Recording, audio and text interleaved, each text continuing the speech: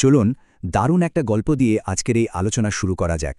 আজ আমরা এমন একটা চমৎকার রূপকথা বিশ্লেষণ করব যা দলগত গতিশীলতা, আত্মসম্মানবোধ এবং সবসময় নির্ভরযোগ্য হওয়ার যে এক ভারী বোঝা আছে তার সবগুলোকে খুব সুন্দরভাবে ফুটিয়ে তোলে। আমাদের চারপাশে এমনটা প্রায়ই দেখা যায় যেখানে নীরবে কাজ করে যাওয়া মানুষগুলোকে সময়ের সাথে সাথে খুব সাধারণ বা স্বাভাবিক বলে ধরে নেওয়া হয়।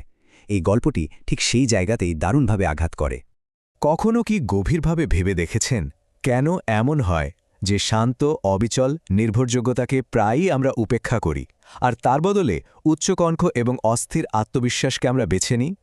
আজকের এই বিশ্লেষণটি অনেকটা আগুনের পাশে বসে শোনা পুরনো কোনো গল্পের মতো, যা আমাদের সমাজ এবং মানব চরিত্রের এক খুব সাধারণ অথচ গভীর সত্যকে তুলে ধরে। আমরা একটি বন্য উপত্যকার প্রাণীদের অভিজ্ঞতার মধ্য দিয়ে এই প্রশ্নের উত্তর খোঁজার চেষ্টা করব। তো প্রথমেই চলুন দেখি গল্পের শুরুটা নির্বাক মানচিত্র আর ৪০ বছরের নির্দেশনা।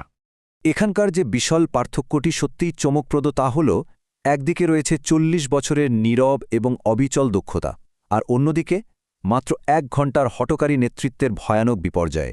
এটি আমাদের খুব স্পষ্টভাবে দেখায় কিভাবে যুগের পর যুগ ধরে গড়ে ওঠা আস্থাকে নিমিষেই ধুলোয় মিশিয়ে দেওয়া যায়। ভাবুন তো অবস্থাটা, টানা ৪০টি বছর ধরে এই কচ্ছপটি ছিল উপত্যকার এক জীবন্ত নির্বাক মানচিত্র। যখন প্রচণ্ড গরমে চারপাশের ঘাস পুড়ে ছাই হয়ে যেত, বয়স্ক প্রাণীরা তৃষ্ণায় অস্থির হয়ে পড়ত, তখন এই ধীরস্থির কচ্ছপই তাদের নেতৃত্ব দিত। সে ধীরে চলত ঠিকই, কিন্তু সে তার সাথে বহন করত বহু গত হওয়া ঋতুর স্মৃতি আর অমূল্য অভিজ্ঞতা। সবচেয়ে গুরুত্বপূর্ণ বিষয় হল, তার দিকনির্দেশনা কখনোই ভুল হতো না। লুকানো ঝর্ণাটি কোথায় আছে তা সে নির্ভুলভাবে জানত। কিন্তু জানেন তো সমস্যাটা ঠিক কোথায় শুরু হলো? যেহেতু কচ্ছপটি সবসময় বিপদে আপদে সাহায্যের জন্য প্রস্তুত থাকত, গ্রামের অন্যান্য প্রাণীরা ধীরে ধীরে তার এই নিরলস সেবাকে খুব স্বাভাবিক একটা ব্যাপার বলে ধরে নিতে শুরু করল। তারা ভুলেই গেল যে এই প্রজ্ঞা একটি অমূল্য উপহার। তারা এটিকে নিছক একটি সাধারণ সুবিধা বা কনভেনিয়েন্স হিসেবে মূল্যায়ন করতে লাগল। আর যখনই কোনো মূল্যবান জিনিসকে আমরা সস্তা সুবিধা হিসেবে ধরে নিই, বিপত্তিটা ঠিক তখনই ঘটে। এবার আসা যাক গল্পের দ্বিতীয় ধাপে, গতির মূল্য এবং আত্মবিশ্বাসের মোহ। গল্পে হঠাৎ হাজির হল এক তরুণ হরিণ, ভীষণ দ্রুতগামী আর সাহসী। তরুণ প্রাণীদের অনেকেই তাকে অন্ধের মতো অনুসরণ করতে শুরু করল। কেন? কারণ সে খুব জোরালো গলায় প্রবল আত্মবিশ্বাসের সাথে কথা বলত। অস্থির মস্তিষ্কের কাছে উচ্চ কণ্ঠের আত্মবিশ্বাসকে প্রায়শই প্রজ্ঞা বা জ্ঞান বলে মনে হয়, তাই না? এখানে কচ্ছপের গভীর স্মৃতি ও হৃদয়ের সাথে হরিণের গতি ও অস্থিরতার একটি দারুণ বৈপরীত্য ফুটে উঠেছে। একদিন তো পরিস্থিতি একদম নিয়ন্ত্রণের বাইরে চলে গেল। হরিণটা তার খুর দিয়ে মাটিতে সজোরে আঘাত করে। কচ্ছপের মুখে ধুলো উড়িয়ে অত্যন্ত অহংকারের সাথে বলে উঠল, তুমি বড্ড ধীর, প্রাচীন, আমরা তৃষ্ণার্ত, আর তোমার এই টেনে চলা পা আমাদের শুধু সময় নষ্ট করছে। যে প্রাণী সারা জীবন ধুলোয় পড়ে থাকে তার জন্য পুরো গ্রাম কেন অপেক্ষা করবে? সরে দাঁড়াও, যাতে দ্রুতগামী কেউ নেতৃত্ব দিতে পারে। কি নিদারুণ অপমান! তবে এখানকার সবচেয়ে গুরুত্বপূর্ণ বিষয়টি হল কচ্ছপের নীরব উপলব্ধি। সে হরিণের সাথে কোনো তর্কে জড়াল না। সে কাউকে বোঝানোর চেষ্টাও করল না যে কেউ যখন ভুল পথে ছোটে তখন দ্রুত গতিতে ছোটা সম্পূর্ণ অর্থহীন। ভুল পথে মানুষ যত দ্রুতই যাক না কেন তা গন্তব্যে পৌঁছায় না, বরং তাকে আরও দ্রুত বিপদের দিকেই ঠেলে দেয়। এরপরই আমরা দেখতে পাই গল্পের সবচেয়ে রোমাঞ্চকর মোড়, হরিণের বোকামি এবং পথারা গ্রামের সংকট। অপমানিত কচ্ছপটি কিন্তু একটি শব্দ করল না, শুধু একটি মৃদু শব্দ করে সে তার মাথা এবং পাগুলো নিজের শক্ত খোলসের ভেতর গুটিয়ে নিল। রাস্তার মাঝখানে এসে যেন পরিণত হল একটি নিরেট, নীরব পাথরে। সে তার কাজ পুরোপুরি থামিয়ে দিল। ওদিকে হরিণ তো মহাখুশি। সে প্রবল উদ্যমে এবং উচ্চ কণ্ঠে বড়াই করতে করতে পুরো গ্রামকে নিজের পেছনে নিয়ে দৌড়ানো শুরু করল। প্রথমে তার এই আত্মবিশ্বাস দেখে সবার মনে হল তারা সঠিক নেতাই বেছে নিয়েছে। কিন্তু ফলাফল কি হল? মাত্র ১ ঘণ্টার মধ্যেই তারা ঘন জঙ্গলের ভেতর পথ হারিয়ে ফেলল।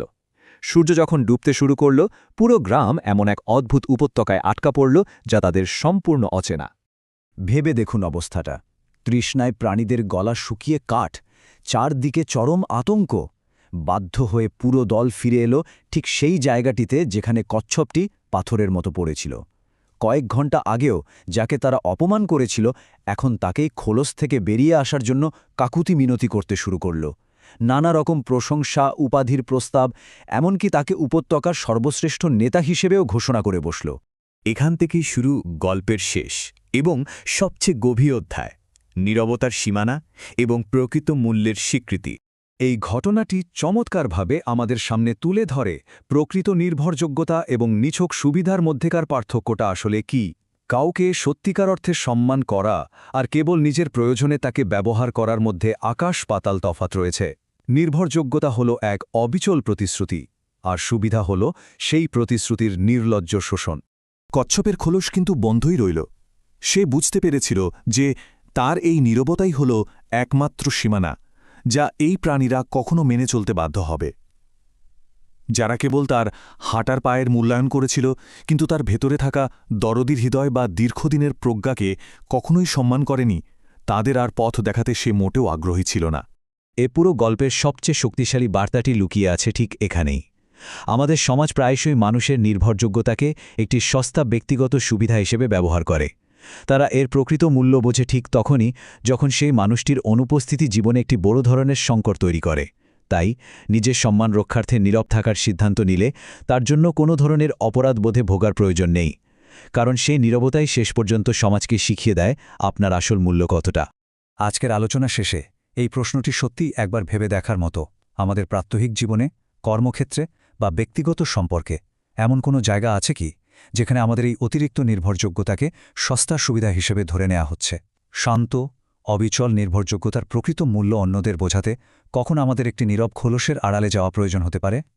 এই কালজয়ী রূপকথাটি কেবল একটি প্রাণীর গল্প নয়, এটি আমাদের প্রত্যেকের জীবনে সীমানা নির্ধারণ করার এক অত্যন্ত বাস্তব এবং প্রয়োজনীয় প্রতিচ্ছবি।